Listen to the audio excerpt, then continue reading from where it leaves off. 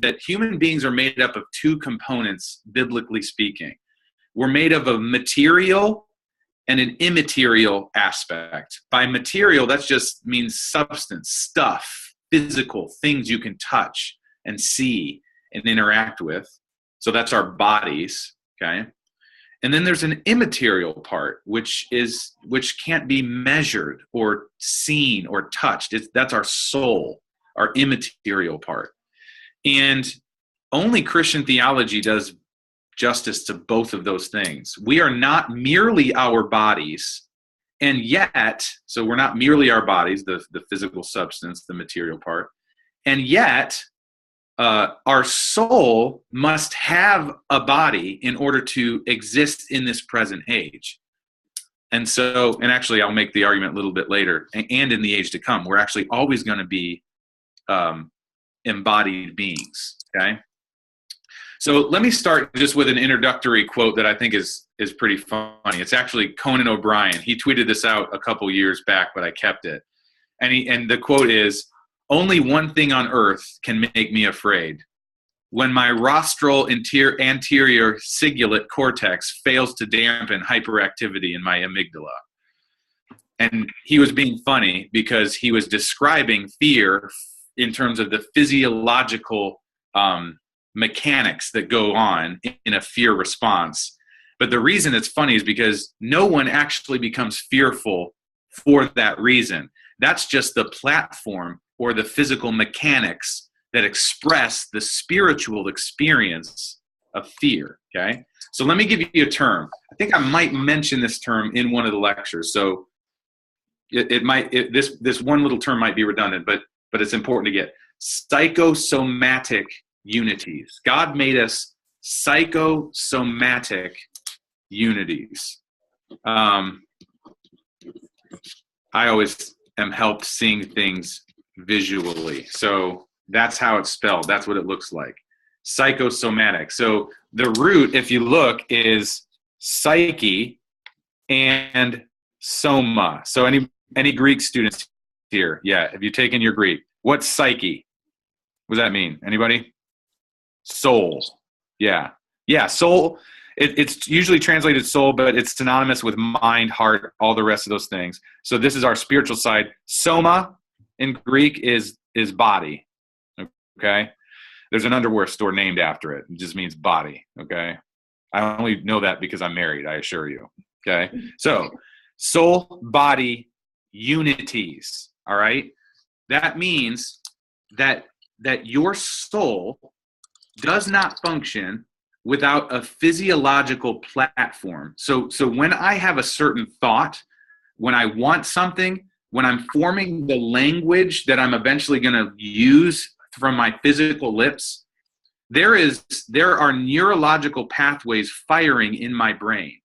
And those neurological pathways can be hindered or unhindered by any number of factors. But my point is, I don't have a spiritual thought without something physically measurable occurring in my brain. So if you have the right things plugged in on your head and you told me, think about a pink elephant, you would be able to observe certain parts of my brain lighting up in activity when it has to recall memory, because I only know what an elephant is because of stored data. It has to recall sort of my color sensibilities. My optic nerve will be accessed as well because I'm thinking about the fact that it's pink. But then also my imagination or the synthesis of a number of those different things has to be lighted up too, because I've never actually seen a pink elephant. So I have to compose that as an image in my mind. Although I have watched Dumbo and there's that weird dream sequence, which is creepy. I swear those artists were like on drugs when they did that. So my point to you though is this, that again, every spiritual activity that I have has a physiological correlate. So that's the first sort of bullet point I want you to get, is that psychosomatic unity. So let's add to it a second bullet point. Sin's corruptive effect touches both aspects of who I am. So sin's corruptive effect touches my spiritual heart. You guys know this. You've been studying this. You've taken your Systematics 1 course, okay? But what we fail to recognize sometimes is that the corruptive effect also touches my body. So my body doesn't work exactly how God designed it to work in every way. And by the way, there's varying degrees of corruption of the body. So one degree that is universal to all of us is you are aging, okay? Things don't work as well once you're past your peak. When you are 80 years old, you will not function the same way physically or mentally as you did when you were 20 years old, okay? Another thing is you get sick, okay? You're susceptible to different viruses or bacterias that are harmful to you, and that will affect how you feel. It will even affect your outlook on life spiritually. When you're tired, for instance, or when you're feeling sick, rather, you're actually feeling pain, you will have a tendency to be less patient. It doesn't mean that you're off the hook for being impatient, but what it does mean is there's a condition that has changed that we have to pay attention to if we're going to be good counselors, okay? So that's the second bullet point. Sin's corruptive effect just touches both, okay? So here, let me add a third bullet point, and I'll explain this one, and then we'll pause and see if there's any questions so far, okay? Third bullet point. Dysfunction in the one will affect the function of the other, okay? Dysfunction in the one will affect the function of the other. So if my material body is dysfunctioning or is hindered in its function in some way, it will have an effect on the spiritual activity of my heart. And the converse is also true.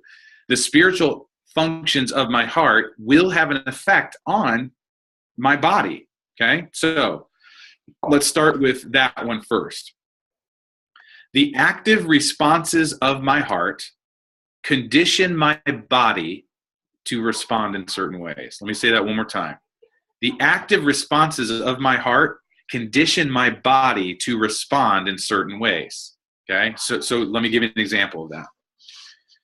If I choose this Friday night to escape the stress that I felt from this week by getting drunk with alcohol, okay?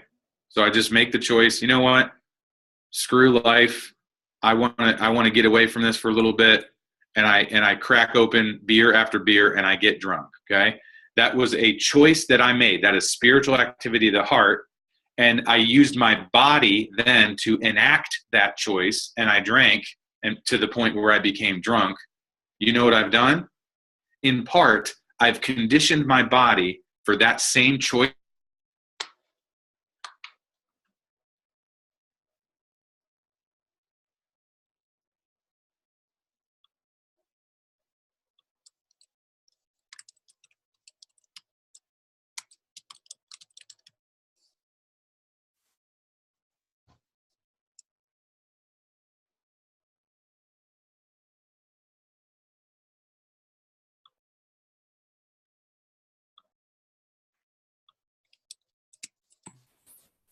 All right, we're going to work to get Jeremy back here, so just bear with us.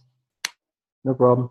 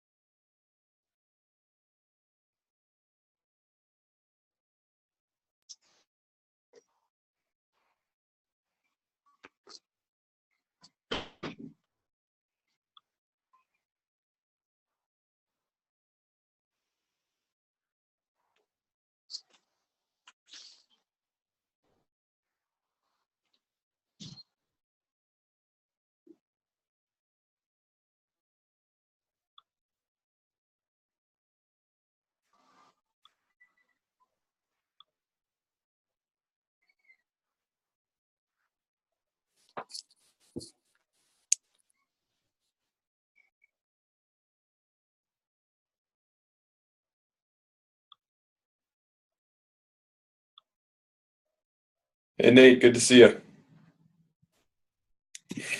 Yeah, you too.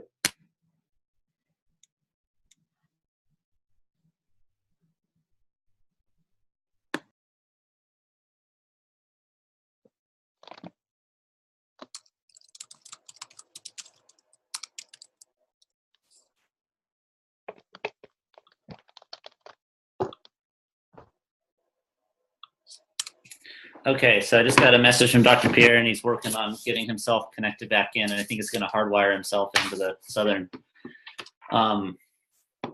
connection there.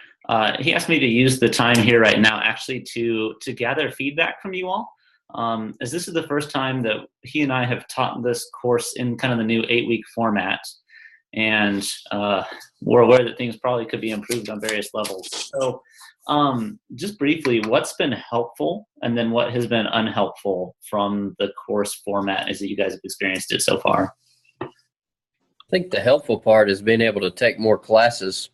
I've had to kind of expedite my studies, and this has been extremely helpful to do so. You don't have to juggle 5 or 6 classes at once. You can juggle 2 or 3 at once and then pick up 2 or 3 more new ones. Right. Do you find that the workload is harder under these new 8-week courses, or has it been roughly the same? I have had to really work on my scheduling, so it's obviously a little more intense, but I've also found it really depends on the class. Like this class has quite a bit more work than the other couple of classes that I'm taking. So, I have to schedule a little bit more time for this one, but as long as you schedule it and stick to your schedule, it's not too bad. Okay. What about this course have you all found particularly helpful? What have been the most helpful either assignments or lectures, that sort of thing so far? I think in terms of this course so far, Nate, I know a number of my internet courses, it's either newer professors or professors that haven't redone the video lectures. So it's always a blessing to have fresh, current lectures that are filmed in HD and within maybe the last 10 years. Yeah, some of them can be pretty discouraging. Yeah, just even content-wise, like I don't know if they would still hold that position or if there's been nuances that have changed just in the broad study of that topic. And so I appreciate the up-to-date lectures in this course. Sure, that's great. I'm glad to hear that. Is there maybe one of those things that's been particularly helpful from anyone in the course? Uh, I think the books have been really good.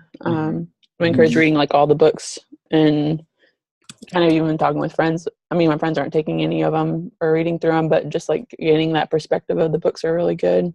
Are you in a library right now? Yes. Did you get extra style points for talking about books particularly affected in this course here? I'm like in a little, it's kind of upstairs, like where no one is. That's great. What from you guys' experience of the 3 weeks that we've had this course so far, and maybe this would be more towards those who have taken a few more of the courses, what has been particularly challenging about this course in unhelpful ways? And we ask this because we want to know, because we want to make this as profitable a course as we possibly can. I think the entire course has been definitely helpful. And I think that reducing, I guess, a couple of the book selections was very helpful as well. I know sometimes I know the scheduling can get a little bit tricky, but overall I think the course is good. Nate, one bit of feedback I would give that's been a little bit of a struggle with this course in particular is past courses I've had, there has been typically 3 or 4 live sync options. You need to pick 1, 2, or 3 of them for scheduling. I know for me it was really difficult finding out Monday that this live sync was scheduled for Thursday morning. I had to move some meetings around that became kind of hard. Just as much space or time as we can get to plan those, and maybe with some options would be helpful. Absolutely. And I feel very badly for you all with that in particular. I didn't find out how to run a live sync until Monday. And I've been asking for that information for over a month at this point. So that was just part of, again, as I said, Dr. Pierre and I, we haven't run this kind of course before together. And so in the future, that will be obviously easier. I know there are many of you that have emailed me during that time. I apologize for not emailing back as well as the time that I usually spend email has been trying to figure out how to run this. There's for some reason there's no instruction manuals how to do it. I know that's been a negative impact on you guys. And just Josh, all that to say, dude, that is absolutely a legitimate thing. Honestly, I apologize for that. That's not excellence, and we will make it. So I'm sorry for that. Mm-hmm. Oh, I really do appreciate that feedback, and that's one that we feel and want to really see improve in the future there, bro. Yeah. Good. Do you mind? So we could maybe get more feedback in at the end, but I want to prioritize this. I don't know if that was my Wi-Fi or like the internet gods angry at us, but let's. Okay. So I'm unpacking that third bullet point about dysfunction affecting one and the other. And I was making the point that the spiritual choices that we make will condition our body in certain ways. This is actually called habit or habituation, okay? So the things that you choose to do will make it easy. You literally condition your brain and even other sensory aspects of your body to respond in like manner again. This is why some of you, I mean, it can work for positive and negative reasons, right? So why some of you are incredible instrumentalists. Like Johan, you play saxophone because you literally have repeated the motions with your fingers so many times that it's actually become ingrained in your brain. And so you don't have to consciously think, all right, finger 1, 2, 3, and you don't have to consciously think about it anymore because you have habituated it into your mind. So that's how all behavior actually works. All right. So again, immaterial soul choices condition the body. It's why the absolute most difficult time to get up early in the morning to exercise is that first time you get up in the morning to exercise. Okay. It makes it it doesn't make it easy, but it makes it easier the next time because you've conditioned yourself slightly more until it becomes a habit. Okay. So immaterial functions affect material functions. But here's where I really want to talk. The material functions or dysfunction can affect the spiritual as well. So what I mean by that is fatigue or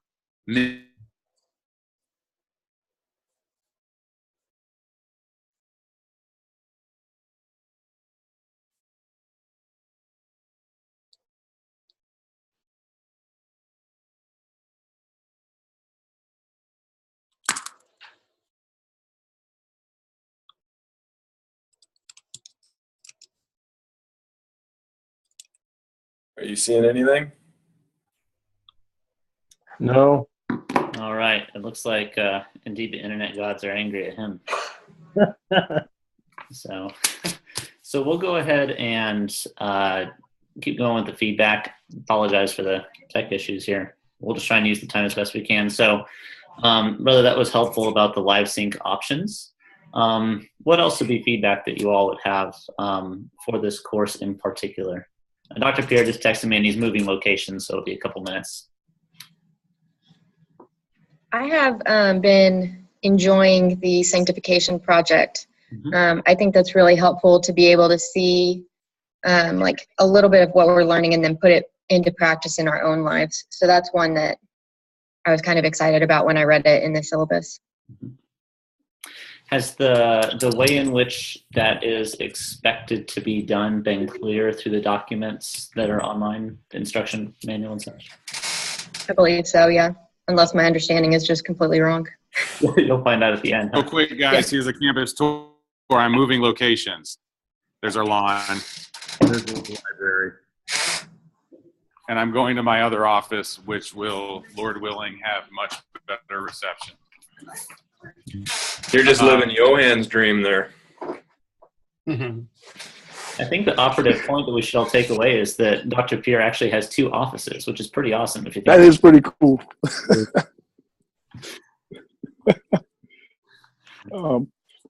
Nate, if I may, yep.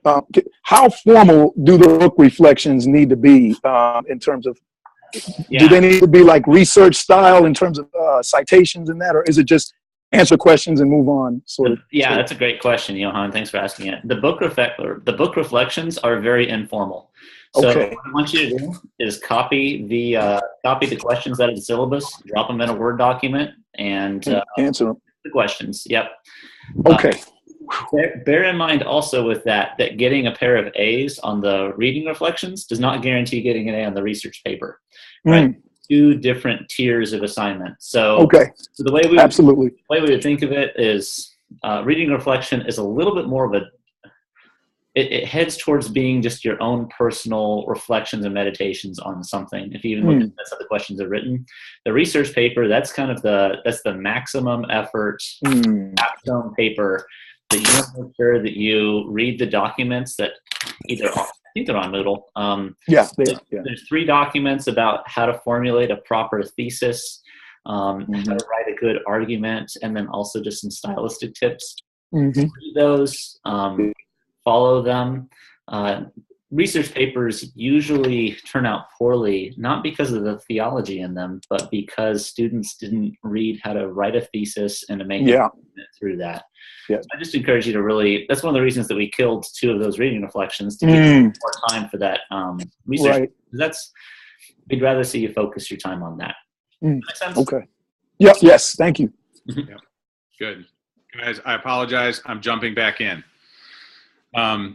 So basically, I'm making the case that our physical bodies can affect spiritual functioning, and we need to take that seriously if we're going to have a thoroughly biblical understanding of human experience and of human behavior. So again, I was going to give you some examples of this fact. Okay. So here's an example of how fatigue or misuse of the body can directly affect the spiritual functionings of the heart.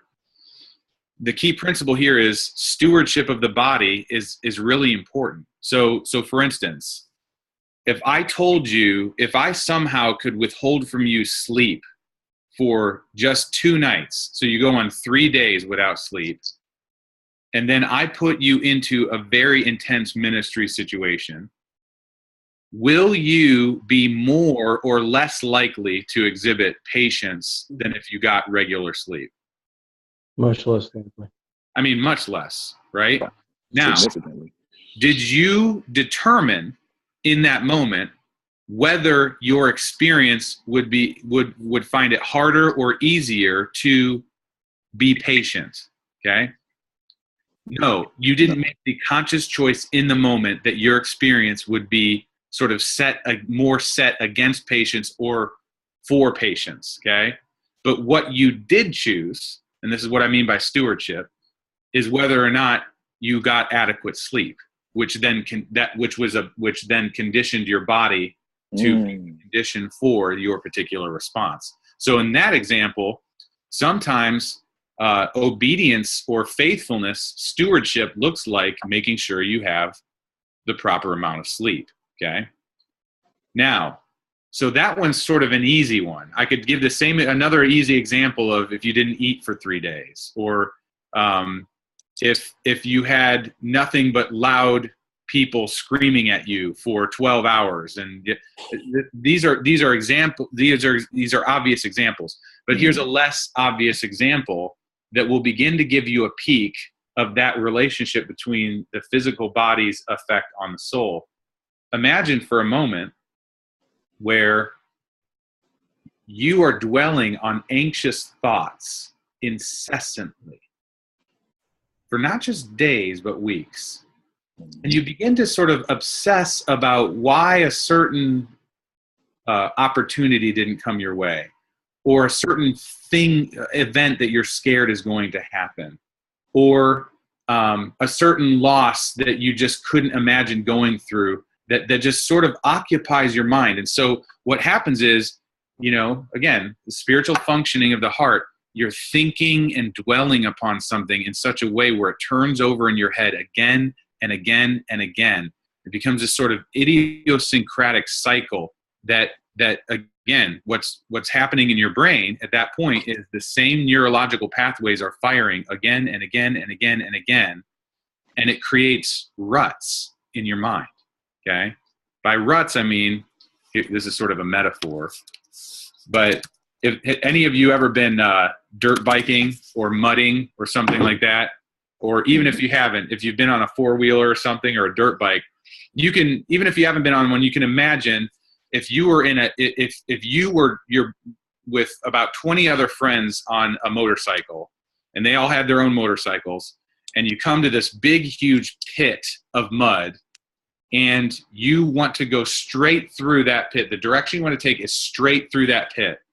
The first guy that goes through that pit is going to have a hard time getting through that pit because the mud is going to slop in. It's going to go around him. He's probably going to stumble and get all dirty and get back on his bike and go through.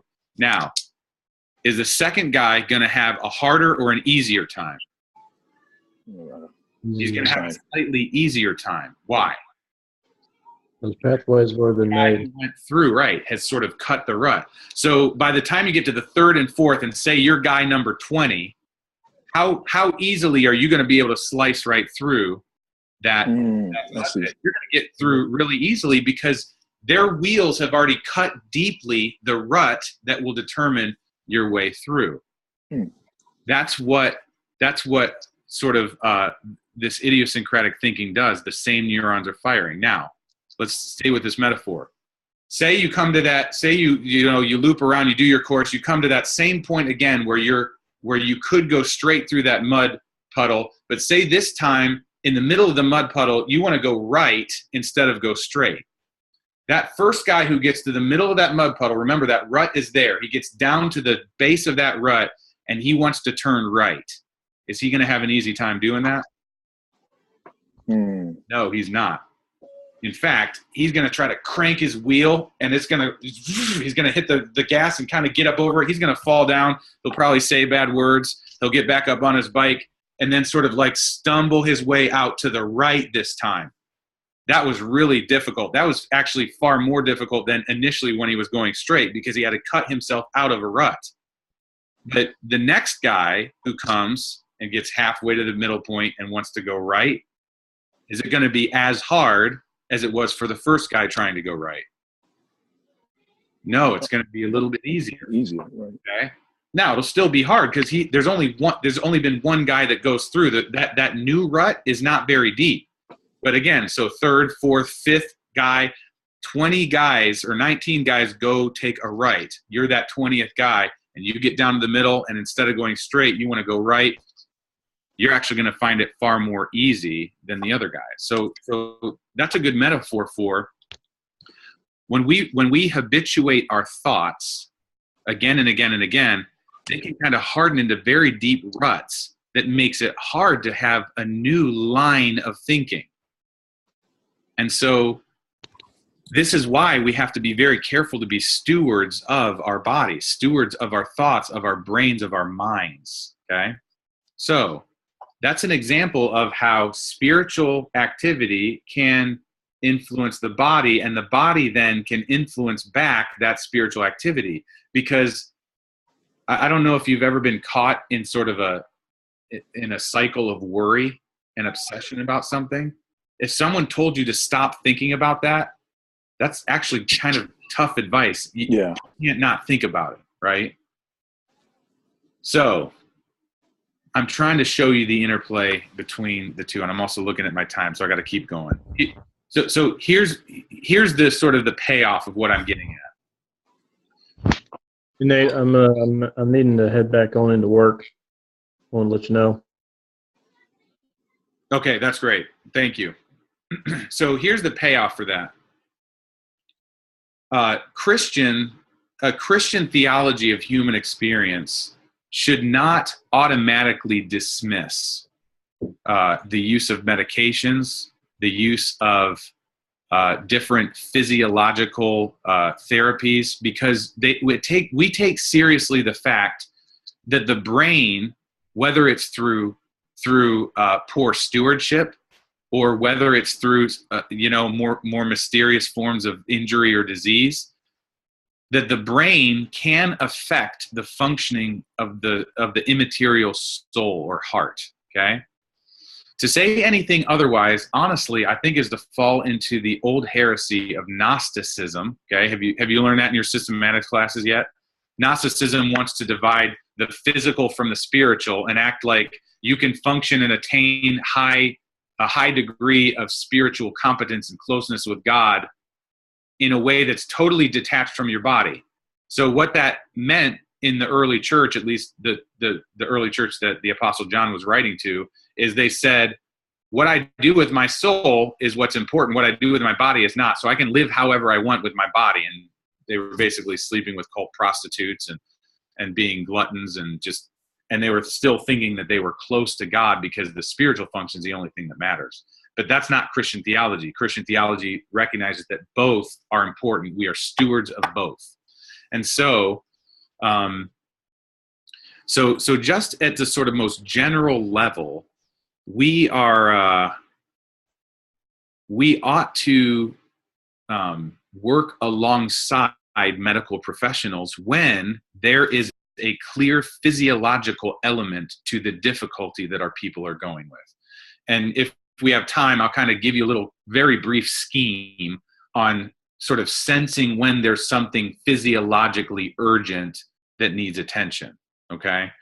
But my point to you now is biblical counselors aren't going around trying to sort of undermine the medical field and talk people out of medication necessarily. Now, there are times where I just think we need to recognize that it is overprescribed in our culture. It is misused. It is not used to the glory of God often. But just because there are abuses and misuses does not imply that it's impossible to have a theologically responsible way of counseling and guiding someone while using and paying attention to the physiological aspects of their difficulty. Okay, so I just gave you a ton. That's the main thing I wanted to say. So let's just see if there's any interaction on it. And if there's time, I'll kind of give you those practical suggestions on discerning if there's something physiologically going on. Does anybody have a question? I have a question. Yeah. So I'm in the Seattle metro area, and the folks in sort of the medical profession. Oh, sorry. No, your name's Andrew. So my name's Andrew. Yeah. And so as I've ministered here, we've dealt with the fact that most of the people in the sort of medical, particularly in the professionals who deal in this kind of thing, are very, very secular humanists, to say the least. Yeah. And I was wondering if you have any advice on how to, they don't see a spiritual component to it all. I don't really think they think I should be doing any kind of pastoral counseling with anybody. Like that's their job altogether. Yeah. And so I was wondering if you have any thoughts on how to interact there, even just with the person we're trying to walk with, when we see that there's obviously. Yep. Great question. So the best psychiatrists, whether they're Christians or not, the best psychiatrists are those who know the limits of their craft. So what I mean by that is, I actually know a number of unbelieving psychiatrists who say, my job is to assess if there is something physiologically damaged or going wrong in the brain. I'm not a counselor. I don't give wisdom for life. I don't talk about worldview. I don't talk about desires. So actually a guy like that, I'm like, dude, I want your name and number, because that's going to allow me as the biblical counselor or pastor to make use of him for the physiological side of things, but not, here's a key distinction I want to make. I don't refer, as in I give the care of someone over to a psychiatrist as if solving the physical difficulty is going to ultimately solve the problem. Okay? But what I do, so I don't refer in that sense, but I instead coordinate is the word I tend to say, is I coordinate with their addressing the physiological sides while I continue to explore the heart, as you're going to get into in your later lectures as I lay out. So finding people that are willing to do that, at least in my experience, was easier than I thought. Mm-hmm. I thought everybody would be hostile and say biblical counseling, you're an idiot and just you're a Bible thumper and things like that. But really what I found was, if you approach these folks and you say, hey, I have tons of respect for what you do. You are trained in ways that I am not, but I'm also responsible before the Lord to at least guide this person in terms of their seeking of God. And so I want to care for them well. I think there's a significant physiological component to this. Would you mind if I either accompanied the person, or if I can interact, I plan to interact with the person about some of the things that you say. And I just want you to hear from me. I'm not going to give them advice medically, but there may be times where I have them seek you back out for medical advice if I think something's not working and I don't have access to their heart, to their mind, clear thinking. Does that make sense? Mm-hmm. Absolutely. And I've only ran into positivity when I approach it that way, in a non-arrogant way that's sort of dismissing the importance of what they do. Mm-hmm. That's very helpful. Thank you. Very, very helpful. Yep. Thank you. Other questions, guys? And when I say guys, I mean females as well, because I'm from Cleveland and that's how we say it. Dr. Pierre. Yeah. So I think you're going to talk about this a little bit later. But how do you discern when to maybe refer or coordinate with medication or with a psychiatrist or a doctor? When do you do that? And do you do that often? Is this something that happens pretty frequently? How often does that occur, and when do you kind of make that decision or discernment? Because part of what I'm running into is I can do that, but I don't know if the medication is going to be the thing changing the person's behavior or influencing the counseling, and how helpful the counseling is working with the congregant or the client. Dude, that is such a great question. In fact, let me just go ahead and give you the little spectral criteria now. It's very brief. I wish I had time to unpack this more, but even this, I wish I would have had early on. Okay. So there's no chapter and verse we can go to on saying, what things do I need to see in order to pull that trigger? So really, I'm just giving you principles that you can then apply, and it's a judgment call. I mean, it's even helpful for you to hear me say that. It's a subjective judgment call. I remember talking to a psychiatrist friend who revealed that to me, and it took the mystery out of it, because, those of us who aren't medically trained, we tend to think, well, they have a very specific scientific criteria that they know for sure what they're looking at every point. And it's just not true. They're taking a criteria and they're making a judgment call. So here's a good criteria that I think would be helpful to you. So if you want to label this, you can call it indications of physiological dysfunction. Okay. Indications of physiological dysfunction. I'm basically looking in three categories of experience here. If there's extreme or sporadic thoughts that seem outside the control of the individual, okay? Extreme or sporadic thoughts that seem outside the control of the individual, okay? And I'm going to use similar language for these next two items, so you can just use a lot of hashtags here. But extreme or sporadic emotions that seem to fall outside the control of the individual,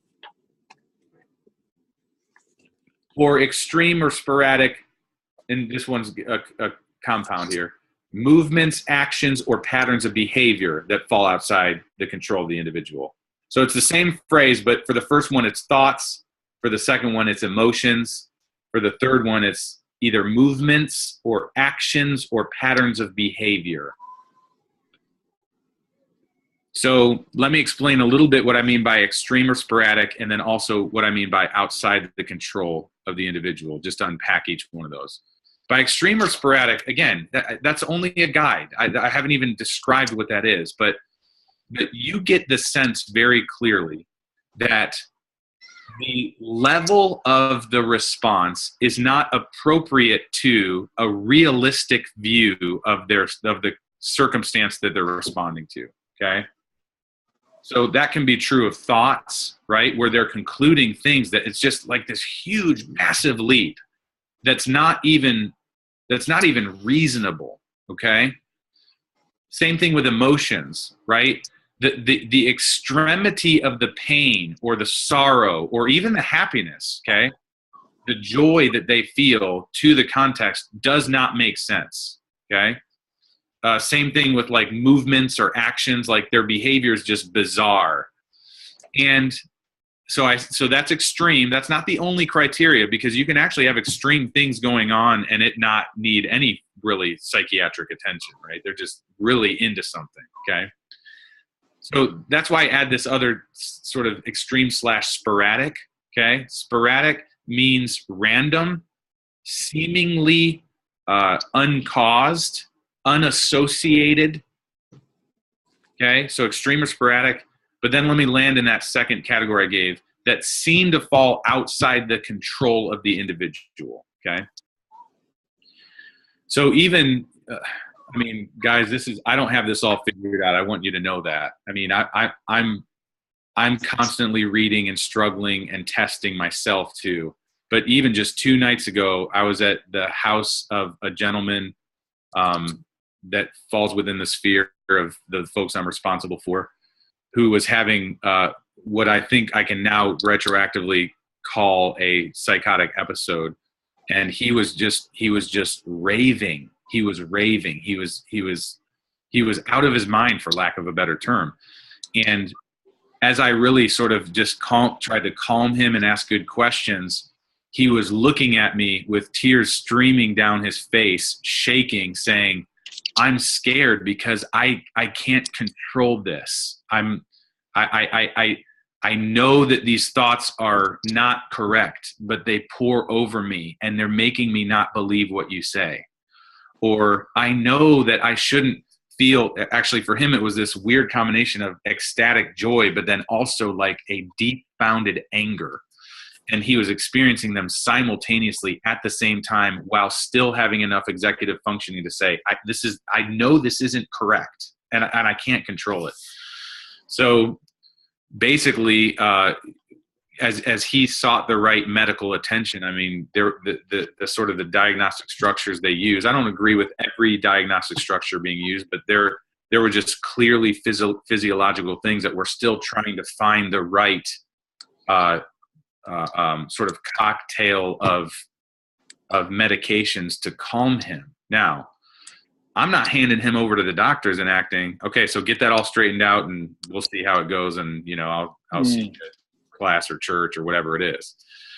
I'm still going to care for him and help him see how perhaps the pattern of his thinking and wanting and choosing, which are spiritual functionings, may have contributed to the condition that his mind was in that then led to sort of this unraveling. Okay. Again, not to lay the blame on him, because there's a mysterious causation to these things, but I'm always exploring and looking for those correlates. So basically, guys, that's the criteria. You're looking for extreme or sporadic thinking, emotions, and behaviors that seem outside the person's control. So what I just said, you could ask a trillion questions. So you can go ahead and ask a follow-up, or anybody can anything. I've got a question. Yeah. Dr. Pierre, how do you typically counsel people within the body of Christ or outside of the body of Christ, or is it a mixture of both? One, and then secondly, those activities that you just mentioned, at what point do you have to consider demonic possession or anything of that realm? Yeah, there we go. So I counsel both. The majority of people I tend to counsel are Christians, excuse me, just because of my context. But I have many friends who counsel with the same model as an outreach to unbelief. And the reason I feel comfortable with that is because, again, with the theology of human experience that you're going to be getting into in the next couple lectures, every human being is structured the exact same way in terms of God's design of the soul. So everybody is a thinking, wanting, choosing being whose design is purpose to glorify God in the use of those functions by worshiping Him. And anything that falls short of that will result in dysfunction. That's true if you're a believer or not. Right. So we can explore the experience of a person with biblical categories, even if they're not recognizing the authority of the Bible. Now, that will only go so far. Ultimately, if they're not accepting Christ by faith, they won't be given sort of the righteousness to do anything really with those functions. Okay. Okay. First question. Second question. It's slipping my mind. Demonic possession. Yeah.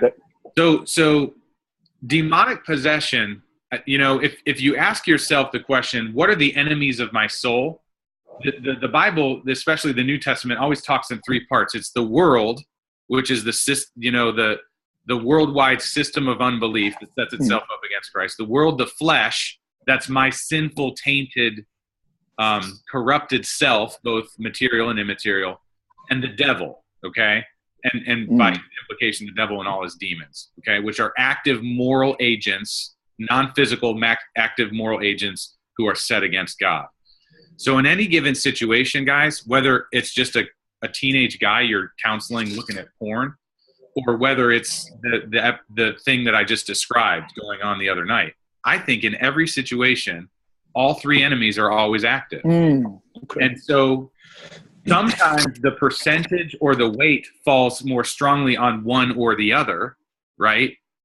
But I think they're always in some way active. So that evening, I'm praying to the Lord to protect this man from an attack of the evil one, right?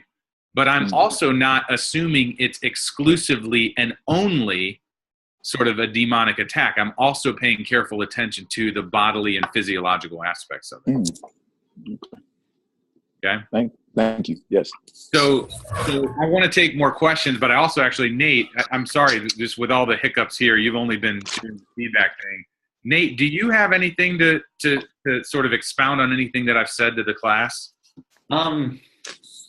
Just as you were talking, I think the emphasis on medication and medical issues, that's probably one of the things that most of us on this LifeSync here feel least equipped in, because our training is primarily theological. Yeah. And I just wanted to share a couple of resources with you guys that have been incredibly helpful for me as I've sought to kind of develop my own understanding of medicine. And the first one's a book called, is that backwards for you guys too? No, you got it. No, it's good. It's called Will Medication Stop the Pain? It's written by Elise Fitzpatrick and Laura Hendrickson. Laura Hendrickson was a state licensed clinical psychologist who wound up embracing a biblical counseling model of soul care. And as such, she just writes from the perspective of an individual who understands the physiological matters that are involved with medication and such. I actually just started meeting with a couple recently, and one of their first questions for me was, what do you think about psychological medication? As the wife was on some, and that's just something that's important to have a basic framework of even being able to articulate, this is what I believe about this, in a way that people can understand. And then another one, thinking specifically of how Dr. Pierre was talking about this individual who's kind of having a manic episode or such, there's a gentleman named Charlie Hodges. He's an MD, and he's a fellow with ACBC. And he put together a DVD series in conjunction with a company called IBCD, who makes counseling observation videos.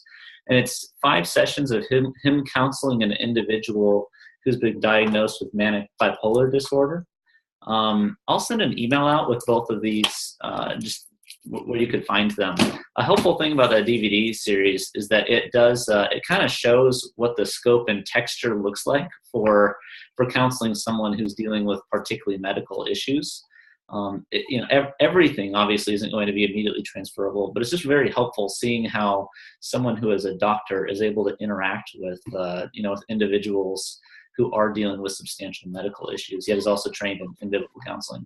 So I'd commend those two to you guys, and just approach them however they'd be helpful to you if you want to. Thanks, Dave. All right, folks. So here it's 2:00. Out of respect for everybody's time, if you need to jump off, please feel free at this point to jump off.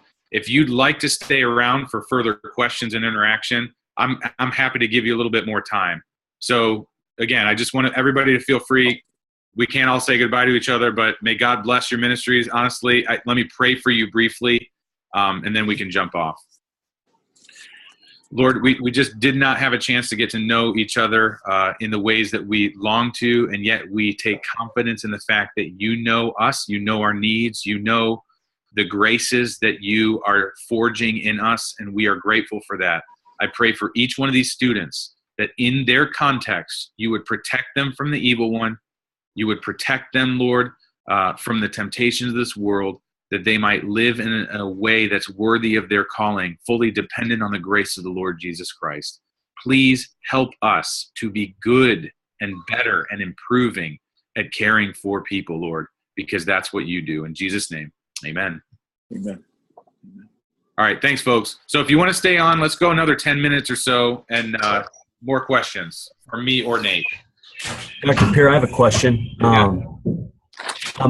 I chose this topic for my research paper as I'm walking with a couple that's in our community group with this, but it's more general, I think, and I think many of us would agree. If I get 100 prayer requests a week, let's say 60 or 70 include the word anxiety in there somewhere, that they're anxious, that they're struggling with anxiety. And I've seen that mean myriad of things to a myriad of people in terms of clinical anxiety to worry to depression to just being anxious. Where do you see that fall in terms of a biblical counseling approach? My question would be, when Paul says do not be anxious, is he talking about clinical anxiety? Is he talking about nervous? I plan on wrestling with this in my paper, but just some quick feedback here if you could. Fantastic question. So honestly, when people say things like clinical anxiety, really what they're talking about is the physiological hardening of those anxious thoughts, and they kind of take on a life of their own. So I do think that long-term patterns can lead to physiological things that are helped by medication, okay? But that does not solve the problem of anxiety, okay? Because anxiety is fundamentally anxiety, actually, the meta category of anxiety is fear, okay? And fear, that the feeling of fear can be traced back to some desire, okay? So feeling to desire, you could sketch that out. That might be really helpful to you. The feeling of anxiety or fear is rooted, that's just the expression of the more deeply held desire. Sorry if you can't see that. The feeling is just the expression of a deeply rooted desire, okay? So here, let me add this dotted line to express. This is what's most sensible to people on the outside. But what they often aren't aware of is that what's sort of more deeper on the inside is the desire that leads to it. So in other words, I'm scared I will lose X, Y, or Z. Or I'm scared that I'm in a situation where I will never have X, Y, or Z. And helping people identify the X, Y, and Z is really the only way ultimately to help them with their anxiety. So it doesn't surprise me with the world that we live in, where we're constantly told you should have this, you have to do this in order to have that. And we're told to value and desire these things so deeply. And the implication is if you don't have them, your life's going to be terrible and suck, and you're going to die. That it then leads to anxiety. So just real briefly, an example of this. The time I struggled with anxiety most in my life was when I'm studying for comprehensive exams, which is the exam in your PhD that if you pass, you go on to get your PhD. If you don't pass, 22 years of study goes down the drain. Like, you're done, okay? And so I was before the test, I was obviously very anxious in the months leading up to it. And to the point where, I was having a hard time sleeping. I was a jerk to my wife. Like, it was terrible. The only solution for me was when I was finally, again, just take this diagram, okay? You don't tell people, hey, repent of being anxious. Repent of the feelings of being anxious. You know what I had to do? I had to do the actually much harder thing. I had to be willing to submit the desire that led to my anxiety to the Lord. So you know what that meant for me? I had to be willing to say to God, Lord, if I don't pass these comprehensive exams, I will still call you good and wise to arrange my life. Wow. And that wasn't like a light switch. It wasn't like a prayer and then it was over and I was happy and yummy all the time. It was a process of me submitting my desires to the Lord, and then my feelings followed suit. The more I did that, the more I was at peace, honestly. And I could make it far more complex, right? But I won't. But just to give you a hint of how complex this can get. So my desire was to pass those comps, but that's attached to other even deeper desires, right? Because why did I want to pass the comps? Well, for me, I didn't want to be the chump in the family of who was the failure when all my brothers are super successful and awesome. I didn't want to be stuck in a quote unquote dead end job where I was only earning so much money because I didn't have my PhD to get a higher paying job. I didn't want to. So in other words, I had all these desires that were attached to that central desire that I had to learn, man, I really fear man, or I really am obsessed with my success, or I really am, countless other things that when I was able to give those over to the Lord gradually, it helped my anxiety. Is that helpful? Yeah. Extremely helpful. I appreciate it. Good. Nate, do you have anything to add? I think one thing that particular model, really, at the end of the day, whatever an individual or a couple is struggling with, that is going to be the model that we work with. So oftentimes anger is always a flashpoint of I had a desire and it was not met. Okay. Worry is a flashpoint of I'm afraid that something is being taken care of. And really that makes it so that James 4:1-3 is a universally applicable text regardless of whatever issue you happen to be counseling through. Yeah. Because even in situations of anxiety, being an exam or finances or whatever, there's something in us that we are wanting, and it's creating this fighting and quarreling within our own hearts.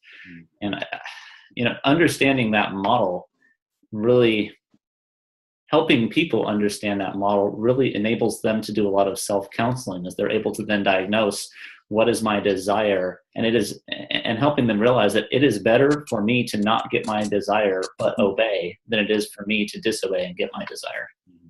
That's good. Good. I have a question if there's time for one more. Yeah, absolutely. My name's Ben. So my wife has had some health problems, and she's done a lot of looking into different alternative medicines. Yeah.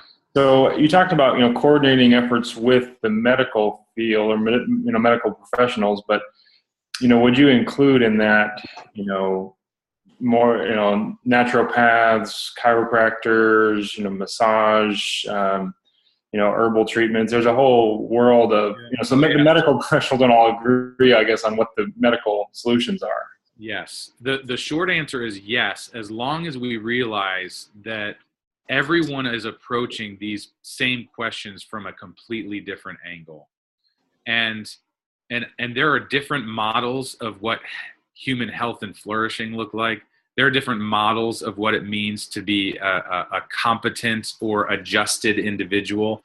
And all those things can go in to these sort of competing sets of advice that are given, So some of my homeopathic friends hate some of my traditional sort of medicine friends, and not hate, but you know what I mean.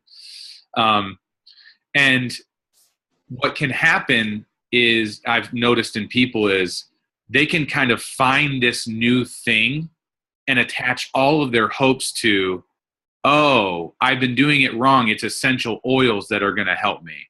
Oh, I've been doing it wrong. I haven't been getting the right massages. Oh, I've been doing it wrong. And so they're attaching their hopes constantly to these fleeting things.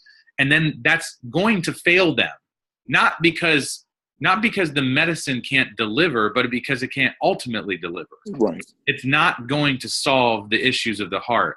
So as long as you are teaching your people to have, I use this phrase a lot, to have an Ecclesiastes view of the world and a view of all these medicines, meaning it's marked by vanity of vanities. It's a striving after the wind.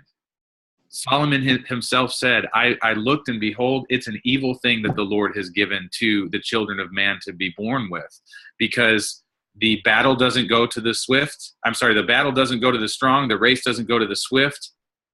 But time and chance happen to them all. I mean, this is a biblically inspired literature.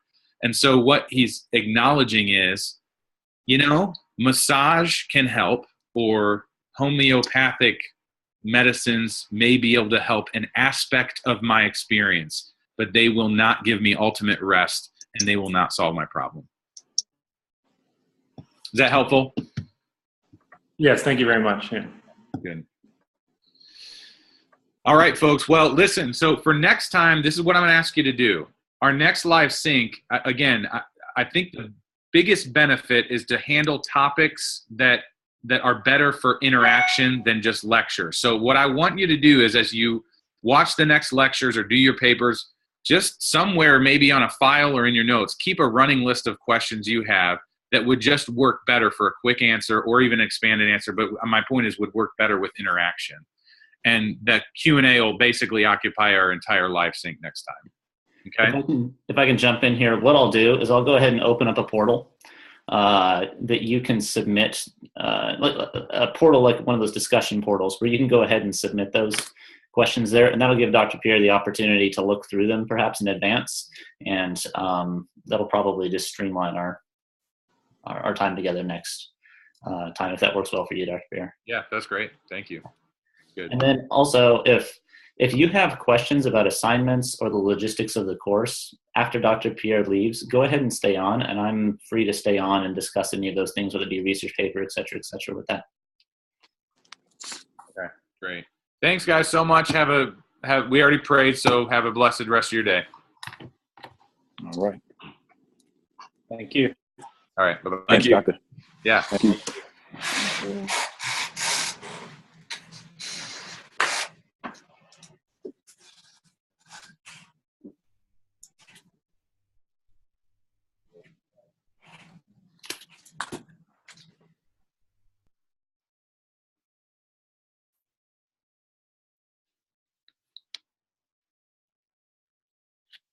All right. This is that awkward time where you're not sure if you're off or not. Still on. Yeah. So are there any questions about assignments or such that any of you all would like to talk through? Just really quickly, Nate, the notes from the lectures, are those available, or will they be? Yeah, so I will be posting the lecture notes. I think there's 14 different files for that, and that just got I'll go ahead and post them to Moodle here. Look for them in the next couple of days. Guys, I got to eat in 15 minutes and then go teach a class. I'm sorry, so I'm going to jump off. Take care. Yep. Okay. Yeah, thanks. And Nate, if I may, secondly, do we submit those notes as part of the syllabus? Because it says that we're supposed to take notes and then submit our notes at the end of the term. Do we submit our own or the ones that will be provided with our adjustments? So there's different ways that people take notes. Sometimes people take the professor's outlines and then write their own stuff in the middle of it, and then. Okay, yeah, that's what I did for my systematics. Okay. If you want to do that, great. Go ahead and send that back to me. The whole point of that, and that's an online specific requirement that's required of all online classes. I'll be honest, I'm not going to read your notes. I'm just going to. Okay. I will grade them in about 15 seconds and just double check that you watched the lectures. That's right. So don't stress about it. If you have them in a separate document, just show me something that demonstrates that you watched the lectures. Got it. Thanks, Nate. Yep. Great. Hey, Nate. Yeah. The syllabus, is there any way that we can get the syllabus earlier? I tried to get it early in prep just for work and the rest. There isn't a.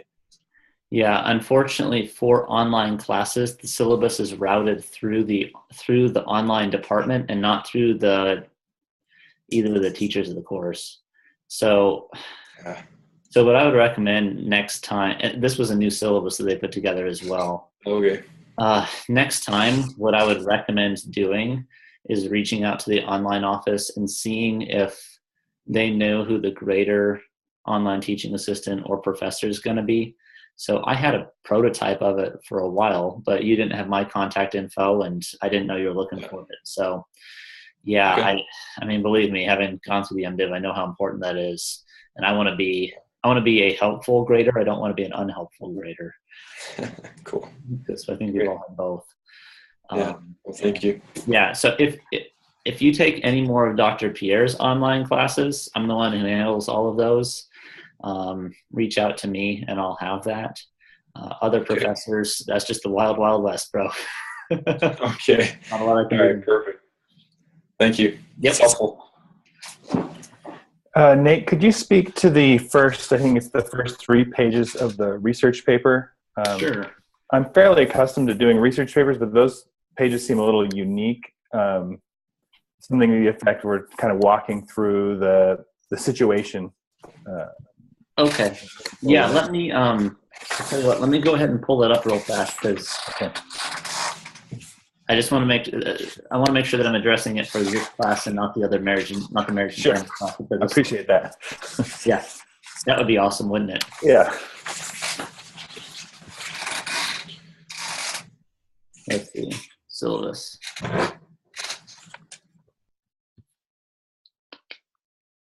There we go. Where are you at in Washington, bro? I am all over the Puget Sound right now. I minister out of the Seattle metro area, and then we sold our house in Seattle. So I'm up in Bellingham right now, and we're buying a house back down there again. Gotcha. I grew up in a little town called Elma, which was halfway between Aberdeen and Olympia. Yep. Oh, yeah. And then I discovered that 9 months of rain is not the common human experience. No, for some reason, I don't know what the deal is with that. All right, let's see. Research paper. So, yeah. So I'll first describe to you what we don't want, and then that would be a helpful way to parachute into what we do want, okay? So, yeah, the experience of the problem. Describe how a person may be experiencing this particular trouble. What are circumstances that may contribute to this trouble? What are manifestations and consequences of it in his or her life? What questions might you ask to draw them out? Okay. What I don't want you to do is I don't want you to write me a case study. Okay. What I mean by that is don't say John is 34. He has 3 kids, loves BMX racing, and is an adrenaline junkie, yet he's consumed by anxiety, and then build a story based on John's life. Okay. The reason for that is this is a research paper. Mm-hmm. If you were to writing it, say, on the topic of anxiety, using the format that is in the syllabus, the experience of the problem. So describe how a person may be experiencing this particular trouble. Anxiety is understood and demonstrated in a variety of different ways. Some individuals feel anxiety and feel a almost paralysis based off of their anxious feelings. That could be easily described as people saying that they shut down, they're overwhelmed. That tends to be more a response that women tend to have rather than men, though it's not universal. Other experiences of anxiety may be an angry response out of kind of the fight, or that's the fight side of the flight. Men may tend towards this a little bit more than ladies. So we're looking at trying to build things more on a universal level than on a particular level. Does that make sense? Yep, that's perfect. So if someone if someone comes to you and says, I'm dealing with anxiety, it's important for you to understand as a counselor what kind of anxiety they're dealing with. Are they, is this the anxiety of someone who, what things you want to know, is this on a scale of 1 to 10, how strong would you rate your own anxiety, with 1 being, oh, I started to sweat a little bit, and 10 being I'm curled in a fetal position and have a hard time getting out of bed. Mm-hmm. That's an important thing to know. Is this something that would you say you deal with low-lying anxiety consistently, or are there particular things that spike it? Are there certain things that seem to be a trigger for your anxiety? How long has this lasted? Have these things always been a trigger? Are there certain things that seem to help you in the middle of your anxiety? Have you sought help for this before? If so, what did that look like? So those are just questions that it's data gathering. It's saying, how would you kind of define the problem and then figure out what preliminary questions would you ask to get more information from that? Okay. Is that helpful? That's very helpful. I kind of gave you a lot there, I know. No, that's helpful. I was worried that it was going to be building a case study in that. Yeah, no. Okay. And then a quick follow-up on that. In regards to our sources, I was having trouble finding. I found plenty of kind of sources that were peer reviewed that had to do with my topic, but like in terms of like biblical counseling journals and books, a lot of those aren't peer reviewed. Are those still okay to use? Like I'm doing anxiety. Tim Lane has a book on anxiety. He's a reputable biblical counseling guy, obviously. So I think when we think through the topic of peer reviewed, anything that's like published and in print is going to meet that, so long as it's not like some self-published Kindle book. Sure. That someone paid someone $50 to put in Kindle format, right? Sure. So the idea of that is when you're writing a book, you're entering it into the literature surrounding that particular topic. And let's be honest, the majority of books that are helpful in biblical counseling aren't specifically biblical counseling books. They're rather just books on biblical teaching, right? So, if someone's suffering from anxiety, a helpful little booklet is John MacArthur's Anxiety Attacked book. He's not a biblical counselor per se, he's a pastor, and yet that's going to be a very helpful book because it's dealing with biblical themes. Another source that you can look at also is commentaries. A commentary, if you're dissecting a particular topic or a particular passage of scripture, that'd be another helpful thing for you. Okay, thank you. Yeah, absolutely.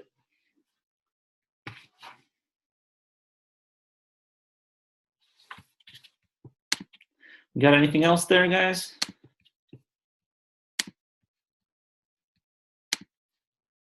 You good to go? That was very helpful. Thank you for explaining that. Yep, absolutely. All right, last call for any questions. All right, well, thank you guys for being part of the call here. I appreciate it. I know your time is valuable, and thanks again for your patience as we work through all the tech issues and other adventures. So Lord bless you in the coming weeks, and we'll see you again, 3-4 weeks when the next one is. Thanks, Nate. Appreciate it. Absolutely. Thanks, Nate. That was great. Encouraging.